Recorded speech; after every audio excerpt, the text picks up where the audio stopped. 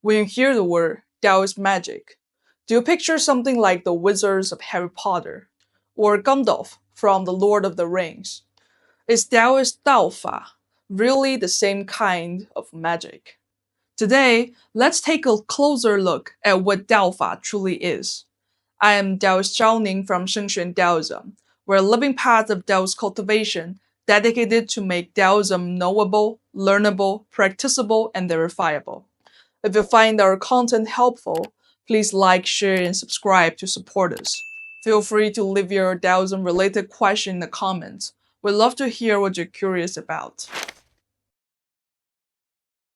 In English, Daofa is often translated as Daoist magic or Daoist ritual. It refers to a unique Daoist practice, an attempt to affect the physical world through means that go beyond ordinary perception and experience. Through rituals such as zhaijiao, visualization, incantations, talismans, hand seals, and specific walking patterns, a Taoist priest can interact with subtle, hidden energies in order to regulate natural phenomena and influence human affairs. Examples include summoning rain, healing with talisman water, exorcising spirits, guiding the dead to peace, or enhancing the fortune. According to ancient texts and legends, those who mastered Daofa to a high level could even fly through the clouds, shrink distances, or even walk unharmed through fire and water. Daoist religions see these extraordinary abilities as resulting from dispatching gods and deities. Daoist priests conduct rituals to summon and command these gods, each with a specific domain. For example, wealth, protection, healings, etc. This is why Daoist ceremonies often include summoning and commanding certain gods. However, advanced cultivators see the essence of Daofa as something far deeper than merely working with gods.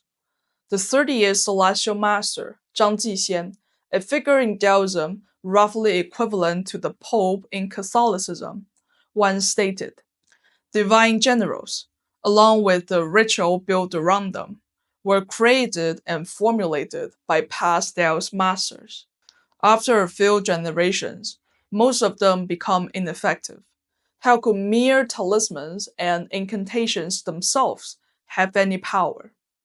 In other words, the so-called gods are like programs generated by past cultivation masters, and the formal rituals are the contracted actions supposedly granting access to those programs.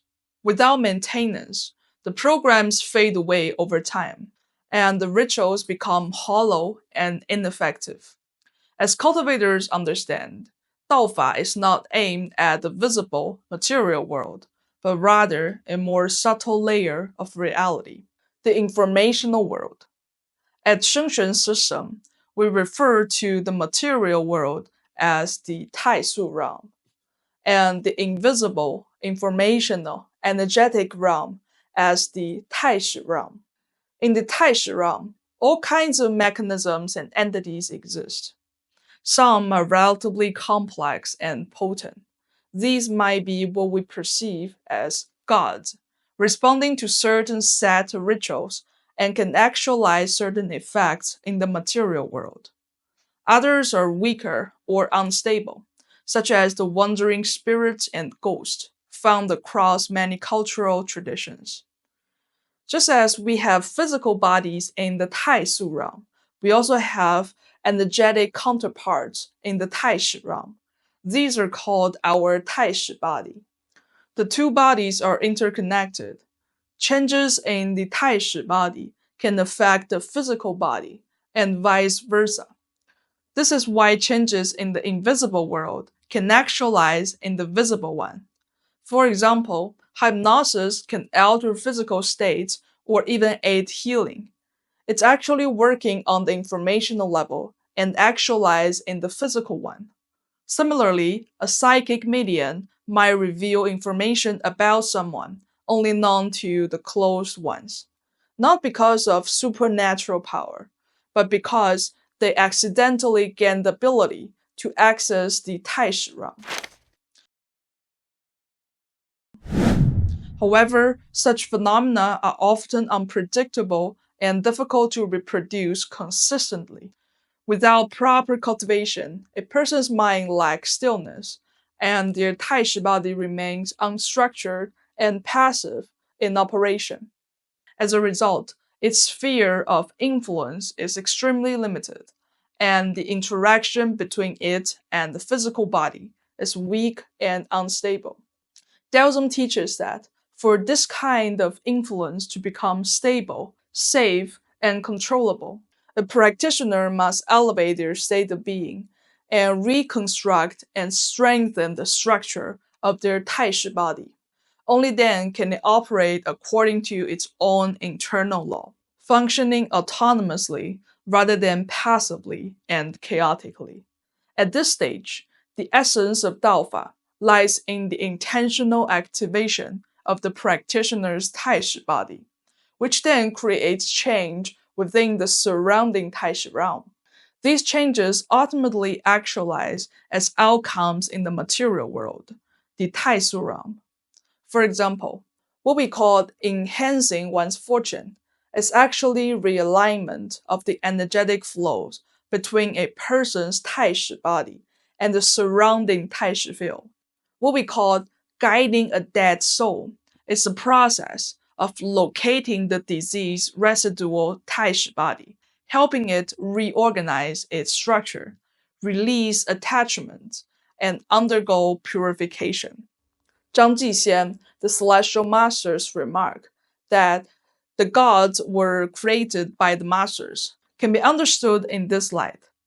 When the cultivator's Taishi body becomes powerful enough, they can essentially write the programs within the Taishi realm, establishing mechanisms like if someone aligns with this system and performs its rituals, there is a certain probability that their wishes will be fulfilled. In ancient times, it was easier for people to relate to these mechanisms in the form of gods or deities. Thus, cultivators would often create visual symbols or icons as anchor points. The rituals function as a kind of user menu that help the believer access the system. The more stable a Taishi body becomes, and the more focused their intent, the greater the chance of establishing a successful link with the mechanism. If their mind is scattered, or if there is no real belief, the connection becomes weak or non existent. In this context, rituals are not inherently important.